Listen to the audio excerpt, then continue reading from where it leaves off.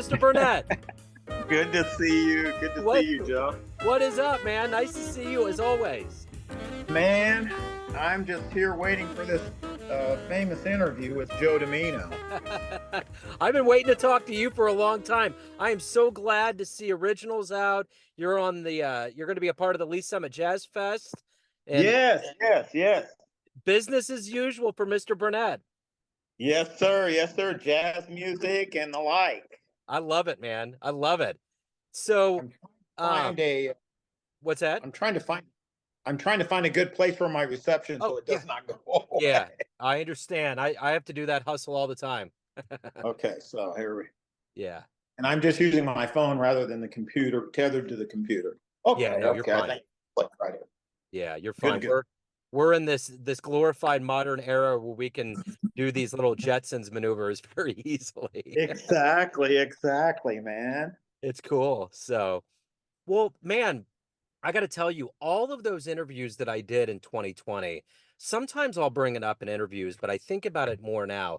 I just kept saying in the back of my mind, I can't wait till I catch up with these cats to like see what they're doing, to see live music, to see new albums, and to see both of these come together. And you're always busy with the youth and just overall, you're always very busy. So to see examples of you out in the world that's like back at it after all of that time of uncertainty is just it's regenerative. I love it. Wow. Well, and I've been watching you as well. Yeah. And you've just expanded your base into you're working with Michael over at All About Jazz, and Yeah. you're just and the fact that you're doing the videos, that even makes it even more engaging. They've always been engaging, but now you get to see the artists that you may not know. Like I Yes. know a lot of the local cats. So Yeah. but I appreciate your time. I appreciate your interest Yeah. in what we got going on here. Yeah. And Totally. yeah, So we can hop in with the first things first, which is the brand new album, Originals. I always love your artwork. It's always clean and mesmerizing and fun. You got this tree growing with a stark blue background. That's kind of the way I love to paint anyway, as you can see with this. I love I that see vibe. you. I totally love it. It just pops out. So talk to me about Originals. This just sounds on paper, and when you get the album, it just sounds like it was fun to be involved with. It really was, and it's a musical love letter to my family. Yeah. And that's where all the music came from. It's a long form composition in 6 parts, and harmonically and melodically, the music ties together, starting from the very beginning, finally all the way to yesteryears. And you could play it straight through, which we plan to do at Lee Summit, but Yeah. we might stop. You never know; it might be 1,000,000 degrees out there, and we need to drink of water or something. Yeah, right. But actually, it was the chance that you take, as an artist, to write something like that because it's so personal. Number one, number two, you don't know how it's going to be received because the theme of it was for my family, and I wanted to do something that honored past relatives who I never met Yeah. because I was displaced from them by generations, obviously. And that generation, those past ancestors, I really learned a lot about them 20 years ago when we came back home, 23 years ago. We came back home to the Kansas City area after our military career because records were very hard to come by. And with the advent of, you're talking about technology, Yeah. I was able to find out a lot about my ancestors, and that's all in the liner notes. If you go to our website, you can download the liner notes, and the story in the background is all there about that. And also for the current living family members, Yeah. and even for the family members that my wife and I we won't meet, they'll extend on the continuum past our time. And then life family, which I consider you and every one of my jazz comrades Yeah. life family, because we connected on this journey and intersected in this music called jazz. So it's about family and the musicians. Can I talk about the musicians a little bit? Please do. Absolutely. Oh man, I'm telling you what, the piano player, his name is Roger Wilder, Yeah. and I've known Roger Wilder since 2001. He was still relatively new in Kansas City himself, and I met him at the Grand Emporium. They were doing the Jazz Ambassadors were doing a fundraiser, and they called it Battle of the Saxes. The saxophone players were Bobby Watson, Hal Melia, Gerald Dunn, and Todd Wilkinson. Wow. What a crew, huh? Wow. And the rhythm section was Roger Wilder on piano, Gerald Spaits on bass, and Tommy Ruskin on drums. Wow. Man, And I during miss Tommy. Yeah. yeah, yeah. So on a break, a set break, I really liked the piano. I was digging what the piano player was doing, and Hmm. at the set break, the one of the first people I met was Todd Wilkinson, and that's another story. Yeah. And I come up to Todd and said hi, and he said, "Hey, how you doing? Glad you could make it, Chris." Blah blah blah. Then I asked him. I said, "Who's the piano player?" He said, "Oh, he's a guy from New York. He's relatively new himself." And so I went and introduced myself. I had these little cards made up. I said, "My name is Chris Burnett. I was wondering, would you play in my quartet? I'm trying to start a quartet." And Roger low key goes, "Yeah, sure, man." And from then on, basically, he's on all of my albums. He's Wow. my piano player of choice, but he's everybody's piano player of choice in a Yeah. sense because he's on so many different things. And the bass player of this group is Gerald Spaits. Yeah. And I just thought Gerald would be too busy, blah, Sure. blah, blah, blah, blah. So I wrote him a message saying, "Gerald, I'm putting together a new quartet of original music. It's going to be my originals quartet. And I need a bass player. Do you have a student or somebody that you could recommend?" I didn't even think, "Hey, Gerald, would you want to do this?" Because I was Yeah. thinking, "Oh, he's too busy. That's Sure. Gerald. He's too busy." So a couple of days, of course, busy. He wrote back to me and said, "I'm interested in doing that." And I wrote back, "Bass player search over." That's awesome. So, and then the drummer is a new drummer, a young drummer, not necessarily new. Her name is Morgan Rogers. Okay. And Morgan, I first heard Morgan. I heard Morgan through the Jazz Academy, Clarence Smith's Jazz Academy. I was judging his 18th and Vine Jazz Festival last year, and he had his Jazz Academy groups play. And I heard the drummer. I was going like, "Who's that drummer? That kid's good." Yeah. And I said that to Clarence, and he just grinned at me. He goes, "Yeah, she looks like a kid, but she's not a kid. She's sitting and helping out. Our drummer was sick or something like that, and she has helped out with the academy, and she was in it." And he said, "That's Morgan." And so I went up to her and I said, would you play in my quartet?" And she goes, "What? Really? Yeah."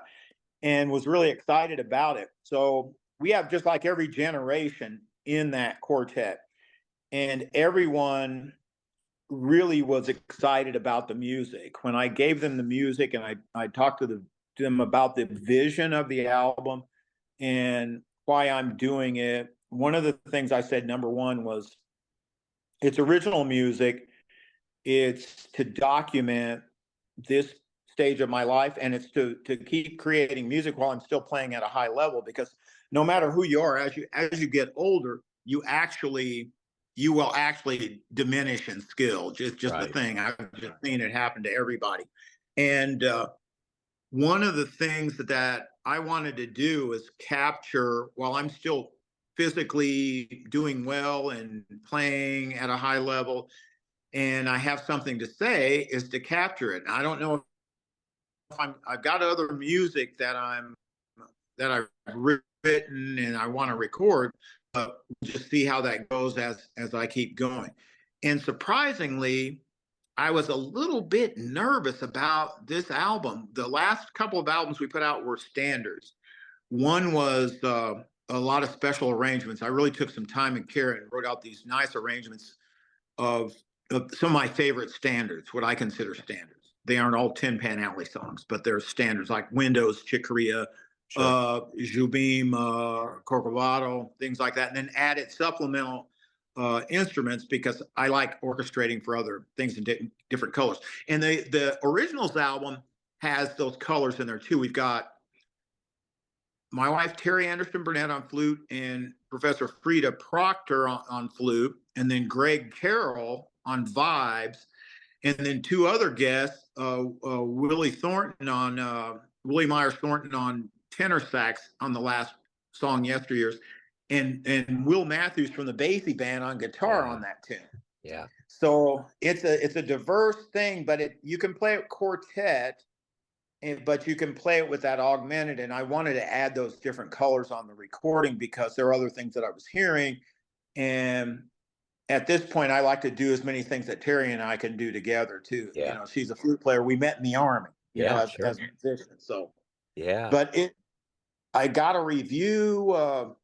I got a review from Plastic Sax, Bill Brownlee, Yeah. and he's a good jazz critic, and he's Oh, yeah. objective, even though we're friendly and he knows who I am and stuff like that. If it stunk, he would say it Yeah. needed some He would help. definitely. Yeah, but he seemed to like it. It was a positive thing. And at this point in my life, and I think we talked about this before, at this point in my life, I do music in a whole different way than I thought about it, maybe even 20 years ago, much less 40 years ago.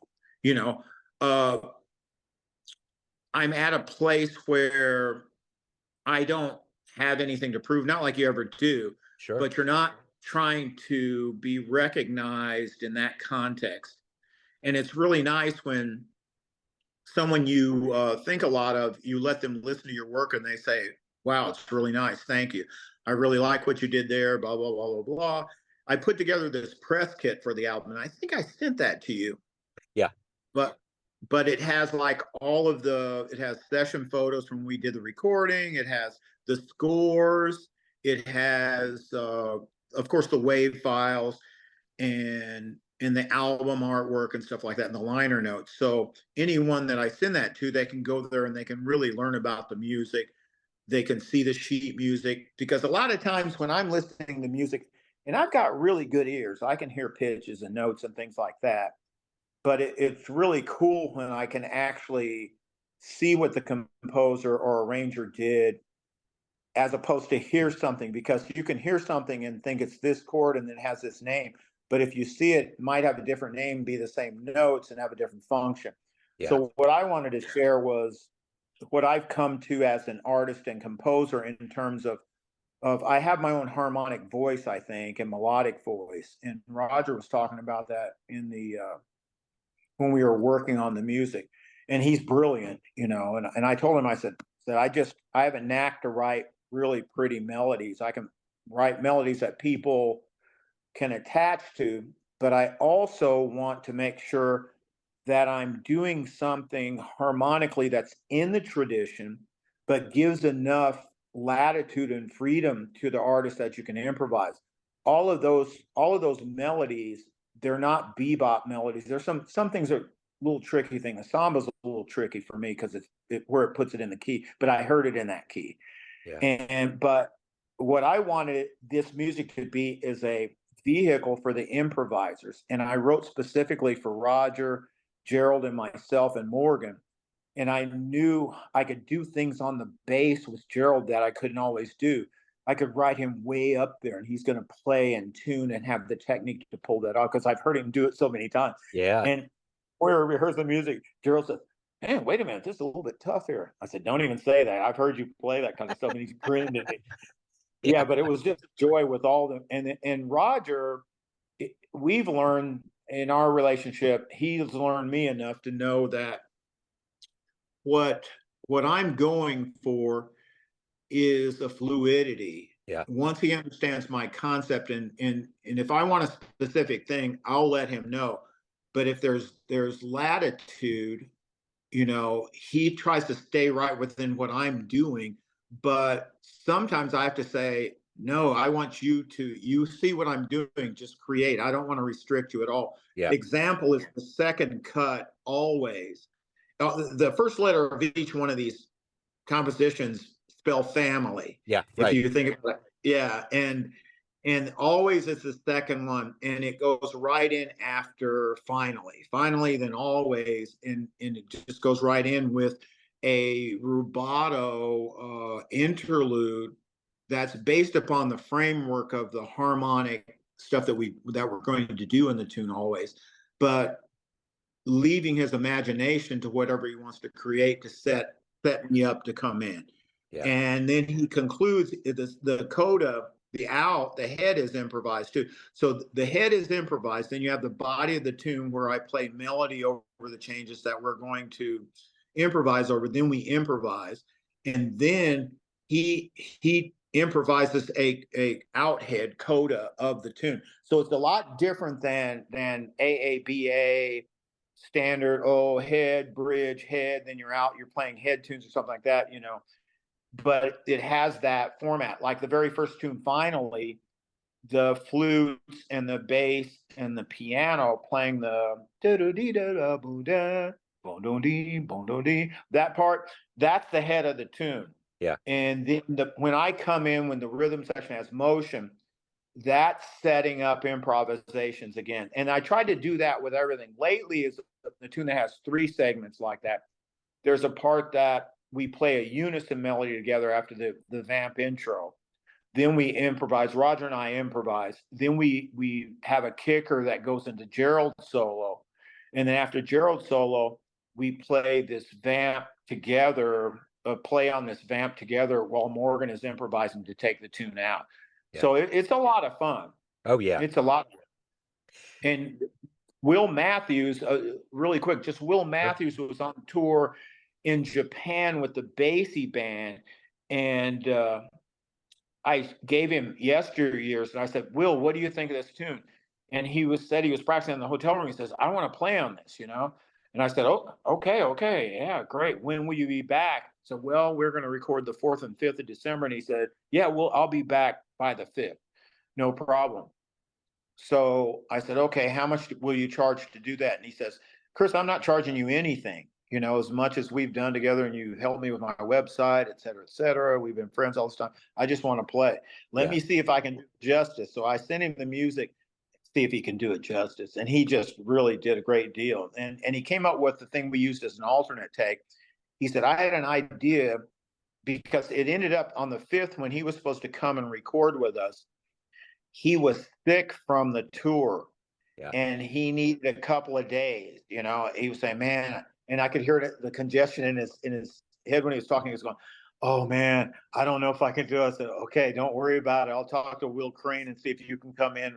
I said, but we're gonna put our stuff down and leave space for you. That's what we did. We just played and left space for him. Then he just came in like a pro. Of course, he's got like 3 Grammys. Yeah. So they do all those. So recording studio chops, he has them.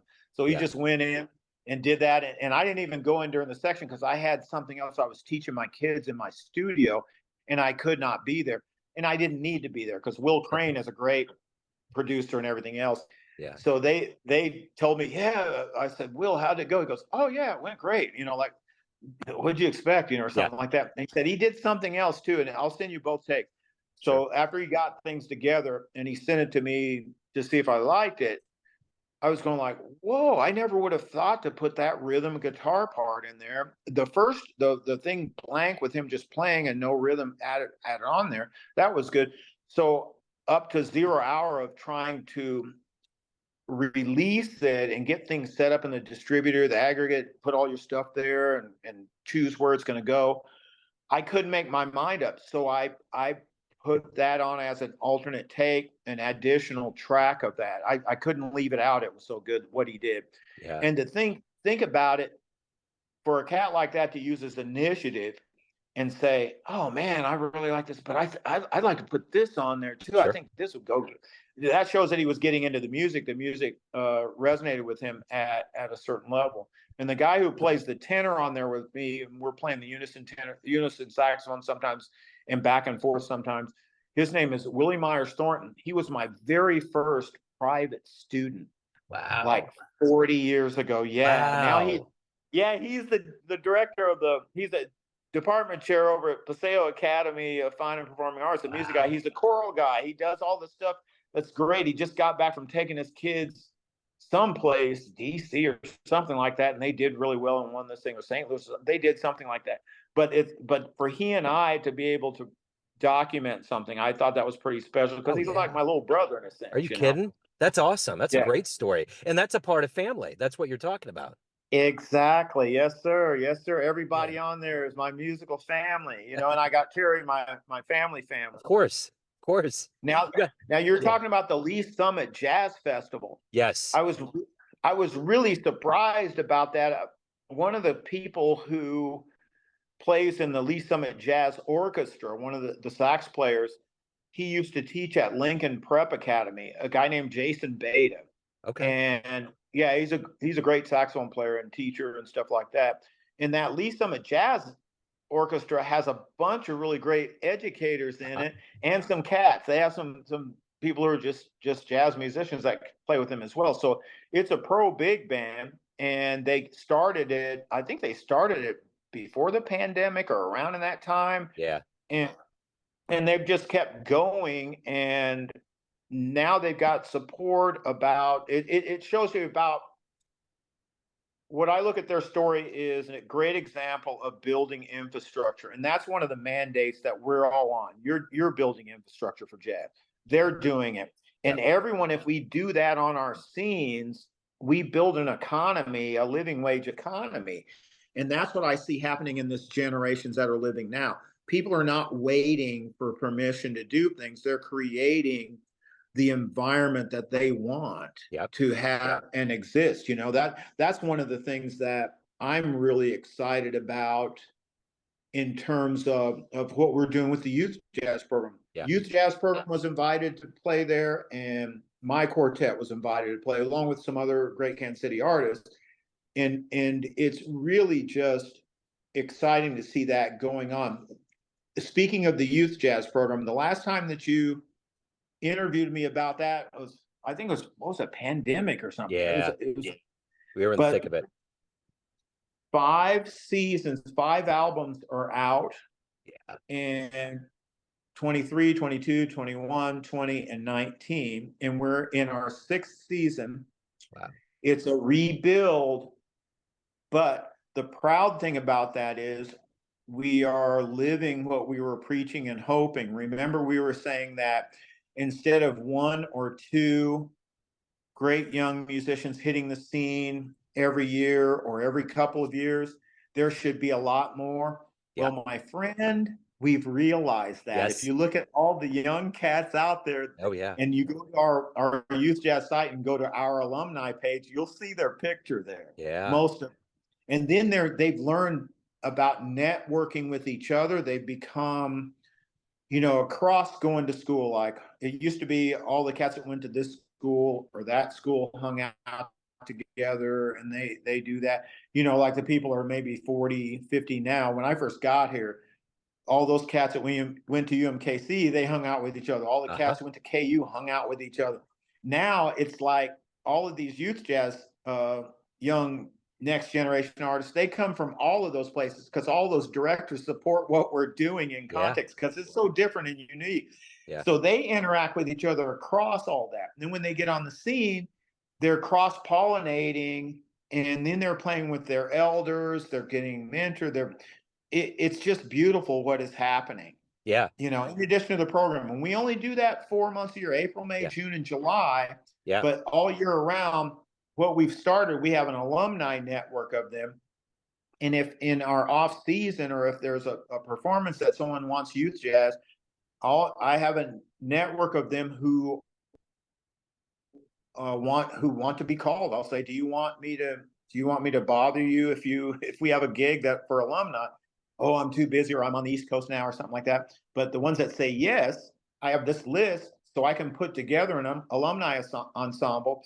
And during the course of the season, we talk to them about etiquette, how you carry yourself, what you should expect, what's reasonable pay, what isn't reasonable pay, what's reasonable treatment, and what really isn't reasonable professional treatment, and how to set yourself up as a business to do that.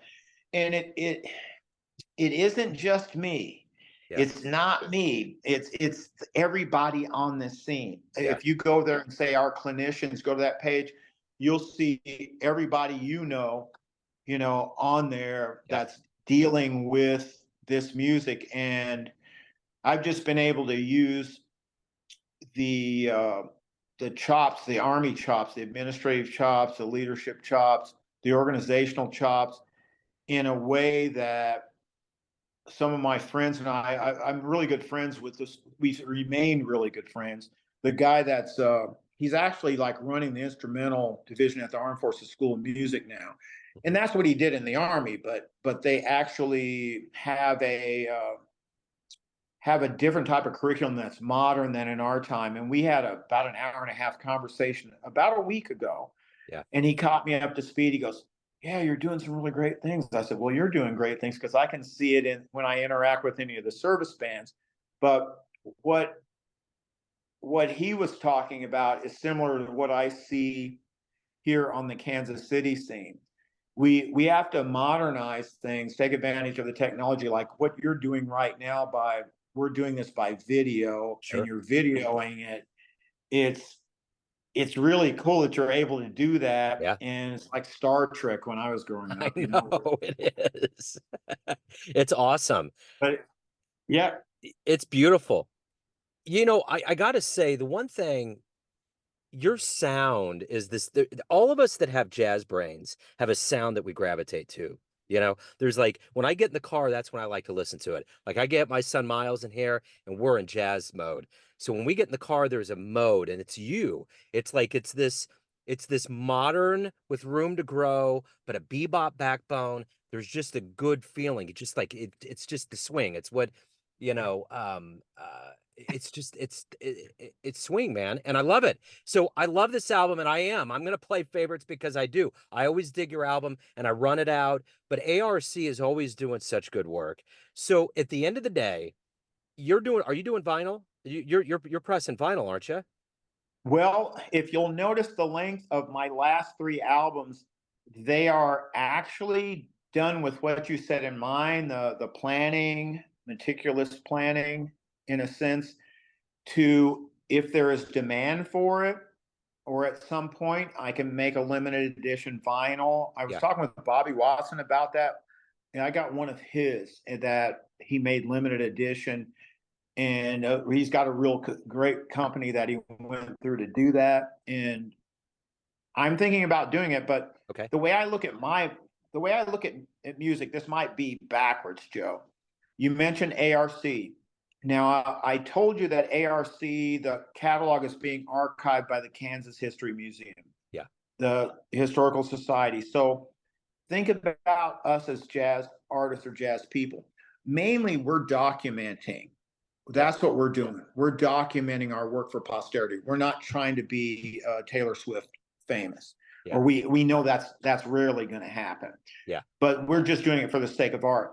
So once you've got that established in my mind, once you have established, like, okay, my work is not going to die, it'll be here.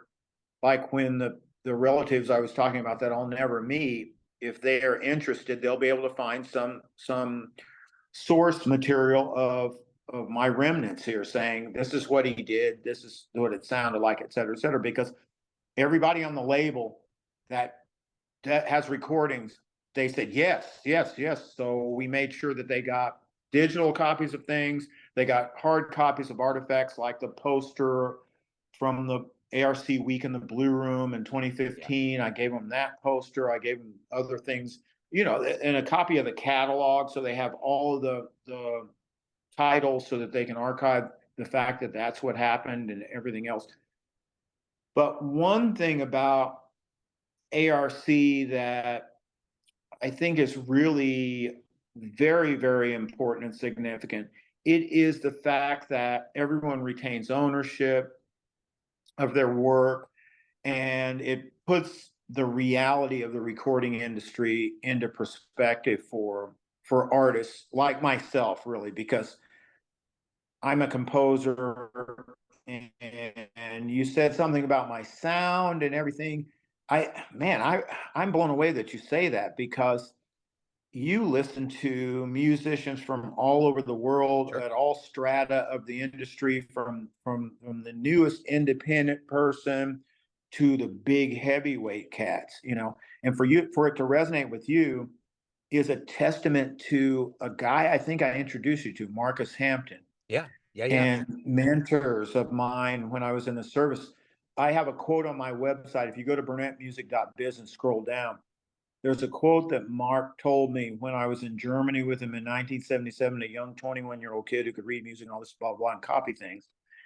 And he said, Chris, the point is not, and he emphasized not to sound like Cannonball, not to sound like Train, not to sound like Bert, but to sound like you. Yes. Anything else in this music is missing the point. He said that's not the goal of this music. Yep. If you get competent and find your own voice, that's what it's about. Mm-hmm. So he said use the things that motivate you about what they do, but find you in there. And I Right. think that takes a while to live to get that, don't Right. you?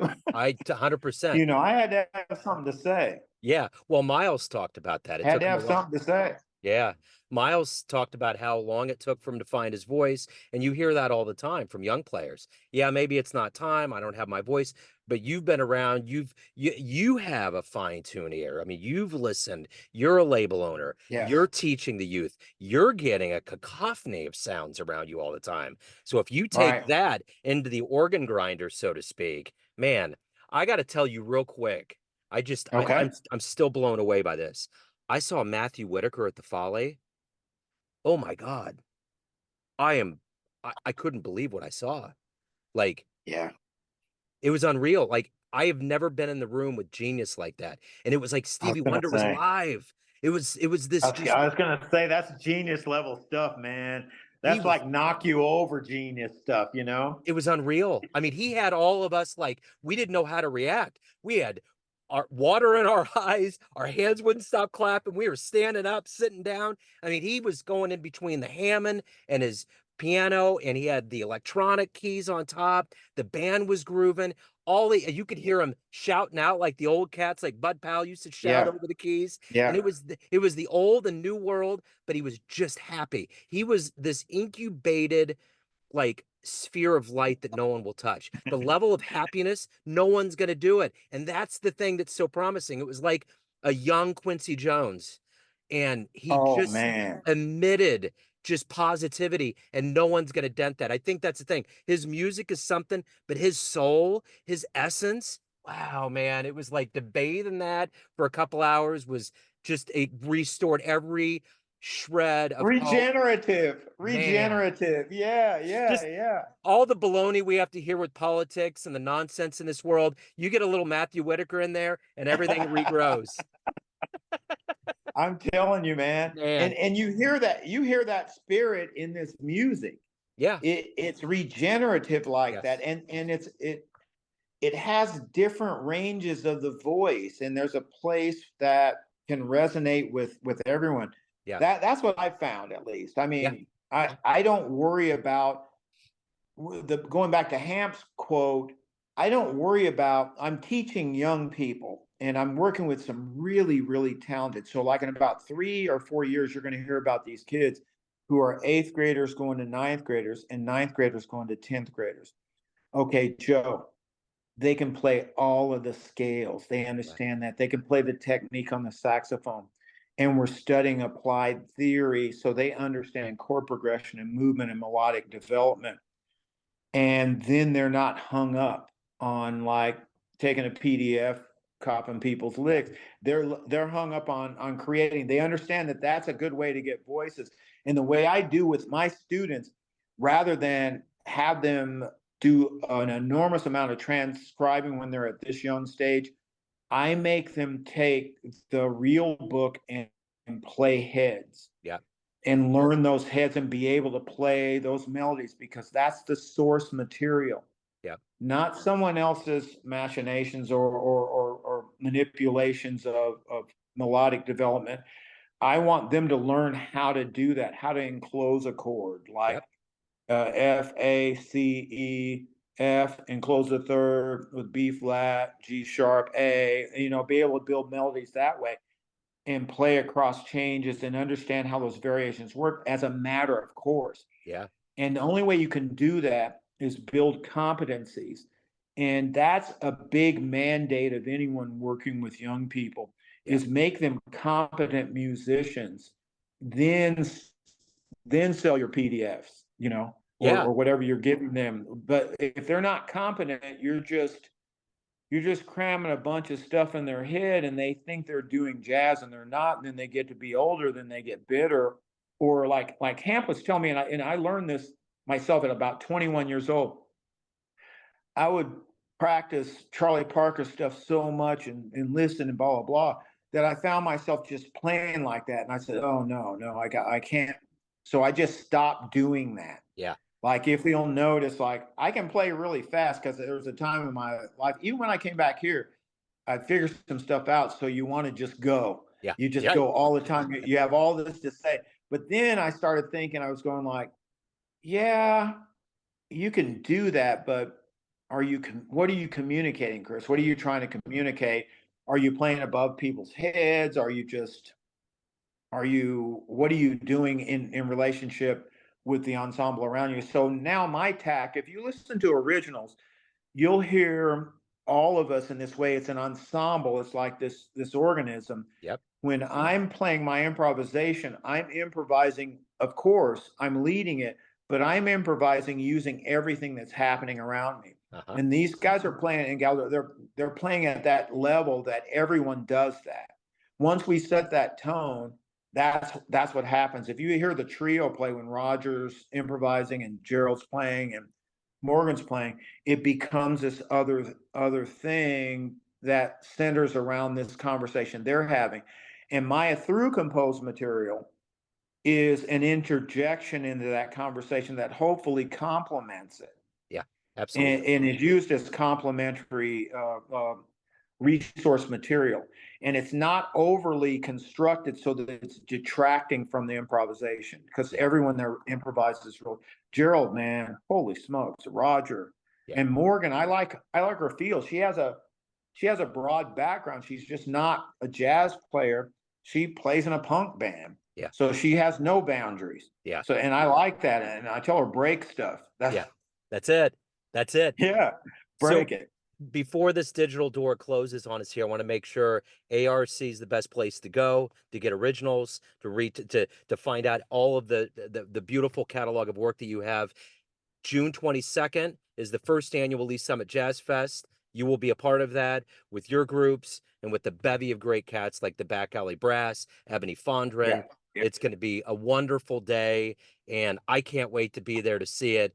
And I just want to say, Chris, as always, you're one of my favorite cats in the world. I love your stuff. I love what you do. And I know sometimes we're supposed to be objective, but man, I get in here and I wear it out. My goal is to just break the CD. Like you said, just if I can break it by playing it too much, amen, I'm good. Man, I really appreciate you too, Joe. And thank you very much. It's so encouraging. Even at this stage, not looking for validation or anything like that, but the encouragement from the scene and the cats and the people who know helps you know that you're contributing, doing something that keeps things going. 100%. I think we all can succeed, man. I think we all can. Yeah. We got that spirit of Matthew Whitaker. Just spread the light, man. Just get it out there in the world. Exactly. I love it. Hey jazz fans, Joe Domino here, the host of the weekly Neon Jazz radio show and regular interview series being produced and distributed from Lee Summit, Missouri. We are quite excited to let you know about the first annual Lee Summit Jazz Fest taking place this summer on June 22nd, 2024 at the Bridge Space located at 210 Southwest Market Street. There will be 8 robust acts, including the Back Alley Brass Band and the great Lee Summit Jazz Orchestra. There will also be art vendors and food trucks to make this a must-attend event. All details can be found at www.bridgespace.us/jazz. We will see you there.